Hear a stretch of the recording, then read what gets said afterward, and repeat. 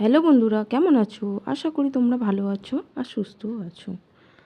আজকে আমি বানাতে চলেছি লিচু লস্যি। যা গরম পড়েছে তাই ভাবলাম আজকে একটু ঠান্ডা ঠান্ডা কিছু বানাই। দেখো, আমি লিচুটা আর কিছু উপকরণ নিয়েছি। এখানে আমি লিচুর খোসাটা আগেই ছাড়িয়ে রেখেছিলাম। এবার আমি বীজ আর শাঁসটা আলাদা করে নেব লিচু থেকে। খুবই সহজ, একটু হাত দিয়ে চাপ দিলেই দেখবে খোসার থেকে বীজটা আলাদা হয়ে যাচ্ছে, এই শাঁসটা আলাদা হয়ে যাচ্ছে।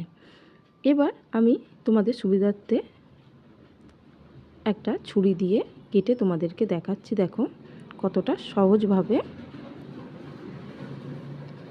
আলাদা করা যায় শাঁস থেকে বীজটা।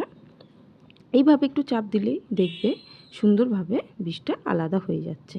বীজটা ফেলে দিতে হবে আর শাঁসটা রেখে দিতে হবে। এবার আমি চলো সব ছাড়িয়ে লিচুগুলো ফিরে আসছে। দেখো বন্ধুরা, সব ছাড়ানো হয়ে গেছে। এবার আমি তোমাদেরকে দেখাচ্ছি। দেখো, এবার আমি তোমাদেরকে পরের স্টেপটা দেখাচ্ছি। এবার আমি একটা মিক্সির বাটি নিয়েছি, দেখো বড়টা নিয়েছি। এবার আমি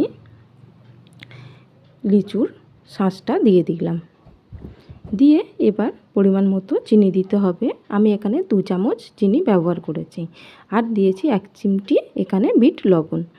আর দিলাম আমি এখানে 10 টাকার যে টক দইয়ের যে বাটিগুলো হয়, ওই বাটি 1 বাটি আমি দিয়ে দিলাম। আমি এখানে 2 গ্লাসের জন্য 2 গ্লাস বানাচ্ছি, তাই আমি পরিমাণটা এখানে দিলাম। তোমরা চাইলে এখানে একটু বেশি করেও বানাতে পারো, তখন পরিমাণটা একটু বাড়িয়ে নেবে।